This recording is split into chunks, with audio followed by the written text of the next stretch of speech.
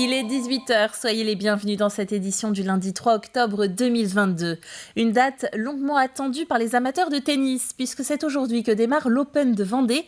32 joueurs s'affrontent jusqu'au 9 octobre au Vendée-Space de Mouilleron-le-Captif.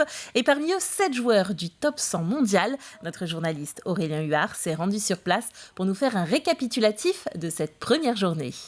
Et oui, cette 9e Open de Vendée de tennis est officiellement lancée depuis ce lundi, même si les premiers échanges ont eu lieu dès ce dimanche avec le premier tour des qualifications qui se sont poursuivies jusqu'à tard ce lundi, puisqu'il y a eu beaucoup de matchs très accrochés, des matchs très longs, beaucoup de matchs en plus de 2 heures, voire même plus de 3 heures pour certains, et donc des qualifications qui ont permis à 6 joueurs d'intégrer le tableau principal. On retrouvera notamment le Français Mathias Bourg, numéro 417 au classement ATP, qui est venu à bout de son compatriote Robin Bertrand en 3-7. Mathias Bourg qui était finaliste ici en 2019. Qualification également de Jules Marie, de Valentin Royer, d'Alexis Gauthier et du Tchèque David Poljak. Le match entre Kyrian Jacquet et Jürgen Briand est encore en cours à l'heure où je vous parle. Ces joueurs vont donc intégrer le tableau principal et donc le premier tour qui s'est fait attendre et qui a débuté seulement en fin d'après-midi avec le match entre le Russe Alexei Vatoutine, 268e mondial, et le Tchèque Tomas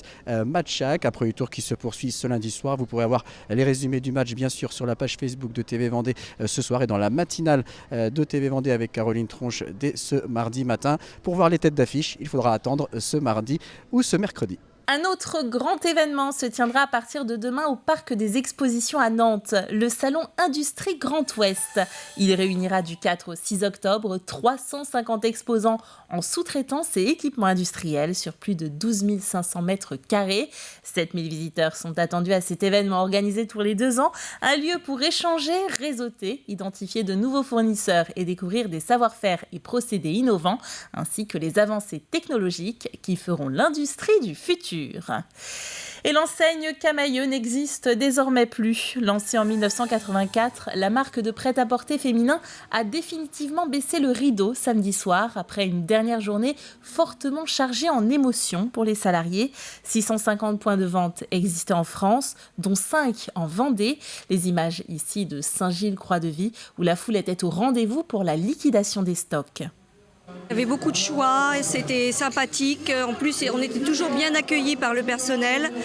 Donc c'est toujours triste de voir un magasin qui ferme. On aurait bien voulu avoir certaines explications pour savoir pourquoi. Et voilà, je pense qu'on est obligé de subir comme beaucoup de choses. C'est bien triste parce que c'était une marque qu'on connaissait depuis bien longtemps et voilà, qu'on avait l'habitude d'aller. C'est bien triste. C'est une grande tristesse pour les salariés qui vont certainement pas toutes retrouver un travail adéquate et une colère aussi contre les groupes financiers qui sont derrière et qui eux vont faire des profits de toute façon. Et c'est un peu dommage parce que c'est un magasin que je fréquente souvent et que c'est triste.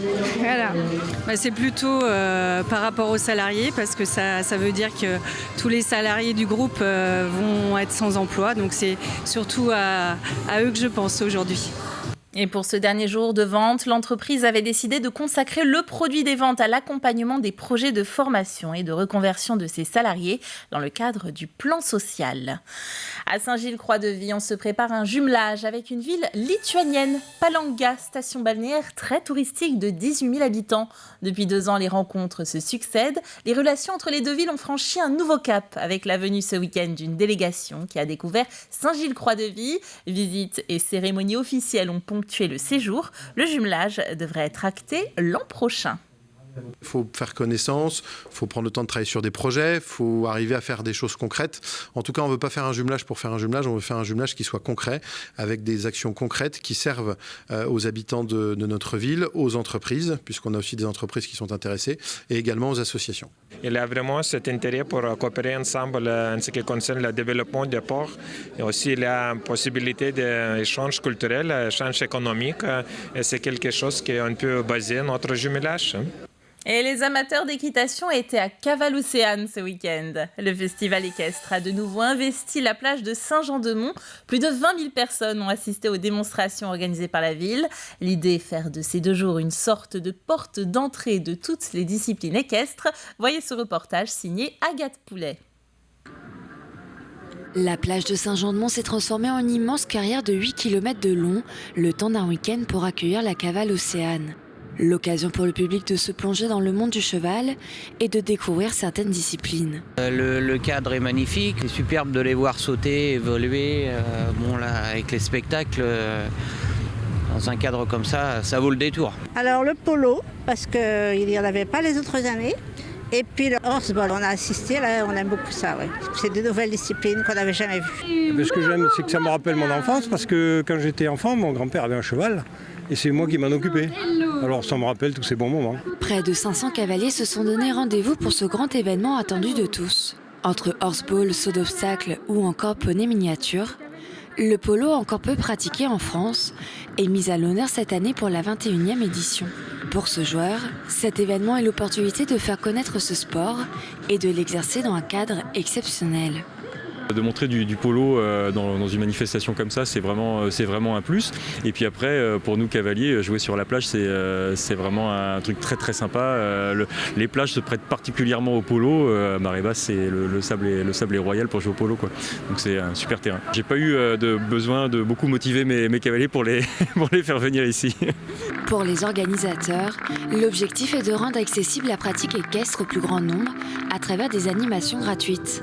La cavale Océane porte également bien son nom, puisqu'elle doit s'adapter à la marée. Nous, on ne choisit rien, on dépend des marées. Dès que la mer se retire d'1 mètre, de 2 mètres, 3 mètres, on installe au fur et à mesure des barrières, des piquets, de la corde. Et puis, le but, c'est d'installer le plus vite possible pour que les cavaliers et le public en profitent au maximum. Et puis, quand la mer commence à remonter, on reprend la même chose en sens inverse et puis on enlève les barrières au fur et à mesure que la mer reprend ses droits. Durant ce week-end, plus de 25 000 visiteurs ont pu profiter de la diversité des activités proposées et même de monter en selle pour s'offrir une balade au bord de mer. Et 50e boucle hier pour le Tour de Vendée, une édition anniversaire de 206 km qui s'est élancée du Vendée-Espace pour sillonner ensuite les routes du département entre La Roche-sur-Yon et Moutier-les-Maufaits. Un peu plus de 100 coureurs répartis en 16 équipes étaient au départ. Et au final, c'est Brian Coquard chez Cofidis qui s'est imposé sur le fil, juste devant un autre Français, Arnaud Desmar, avec qui tout s'est joué dans les derniers mètres. Écoutez. C'est une arrivée qui me convenait vraiment très bien. Et du coup, je suis très content. L'équipe a fait un super boulot, ils ont bien travaillé. Ensuite, dans le final, je savais qu'il fallait que je sois dans la roue d'Arnaud pour avoir le plus de chances possible. Et sur une arrivée comme ça, quand j'ai vu qu'il temporisait un petit peu, il hésitait avant de lancer à 250 mètres, je me suis dit qu'il fallait y aller. Et que sur une arrivée comme ça, je pouvais faire un mano à mano avec lui. Et ça l'a fait. Donc c'est une très très bonne journée. J'avais à cœur de montrer que les jambes étaient bonnes, que la forme était aussi très bonne et voilà. Et ce Tour de Vendée était également la dernière manche de la Coupe de France. C'est le Total Energy Julien Simon qui la remporte. C'est la 2e fois de sa carrière que le Rennais décroche le titre. Il y a les vides-greniers, les vides-maisons. Au Luc-sur-Boulogne, on a lancé le Vide Atelier, une demande des 19 artistes de la galerie Sénéchal qui souhaitent faire de la place pour leur nouvelle création tout en permettant au grand public d'en profiter. Une première édition à laquelle Alix Lanos s'est rendu. La pluie n'aura pas eu raison des sourires et de la bonne humeur des artistes présents. L'ambiance est plutôt sympathique, le temps est mauvais, mais c'est pas grave. On est là et on est très content de participer à cette édition. Un premier vide-atelier organisé par la galerie du Sénéchal des Lucs-sur-Boulogne. Il n'y a pas de thème particulier, chacun vient avec ce qu'il a chez lui, chaque artiste, et propose en fait à tout le monde ce qui reste en fait, qui sont souvent des invendus ou des choses qui sont qui ont été créées depuis 4-5 ans et puis qui traînent au fond de l'atelier. Puis à un moment, on se dit il faut s'en débarrasser. Voilà. Déstocker ces vieilles œuvres pour en créer de nouvelles, c'était donc l'idée de ce vide-atelier. Faire de la place pour les artistes et acheter à des prix plus qu'intéressants pour les amateurs d'art. Pour les 19 exposants, l'objectif principal n'est pas forcément atteint, mais le plaisir est là. Jusqu'ici, j'ai vendu un tableau. C'est mieux que rien, je ne me suis pas déplacé pour rien et je suis content d'avoir plu à quelqu'un qui m'a dit « celui-là, il me plaît, je vous l'achète ».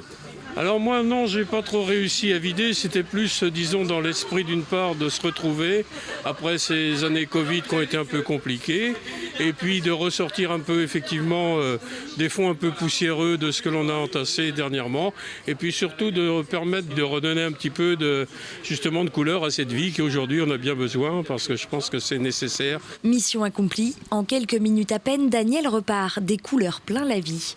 Très très contente, je regrette pas d'être venue. J'étais venue pour voir comme ça, sans plus. Mais je savais que s'il y avait le coup de foudre, j'achèterais.